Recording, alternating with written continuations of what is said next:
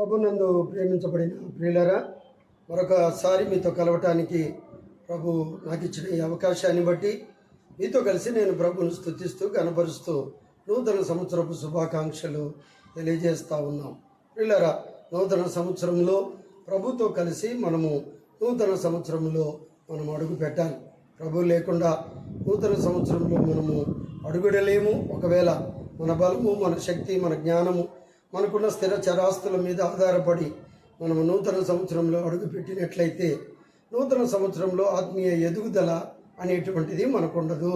అందుకని 3వ యోహాను పత్రిక 2వ వచనంలో, ప్రియుడా, ఆత్మలో వర్ధిల్లుతున్న ప్రకారము నువ్వు అన్ని విషయంలోనూ వర్ధిల్లుచు సౌఖ్యముగా ఉండవలనని నేను ప్రార్థించుచున్నాను అంటున్నాడు.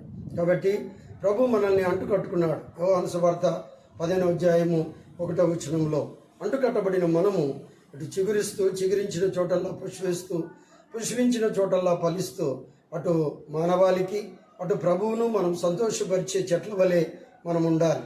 కాబట్టి క్రమంగా దైవికంగాను ఆత్మీయంగాను బైబిల్ చదవటంలోను ప్రార్థనలో ఫలించేటువంటి విధంగాను పరిశుద్ధమైన జీవితాన్ని భద్రం చేసుకునే విషయంలోనూ మనం ముందుకు ఎదుగుదాం.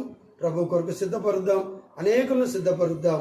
ప్రభు ఈ మాటలు మన వినికిడిలో ఆశీర్వదించి దీవించి నూతన సంవత్సరపు దీవెనలు నిండుగా మెండుగా మనకు, మన కుటుంబాలకు, మన సంఘాలకు అనుగ్రహించి తన యొక్క 2వ రాకడ కొరకు సిద్ధపరచుకొనుగాక.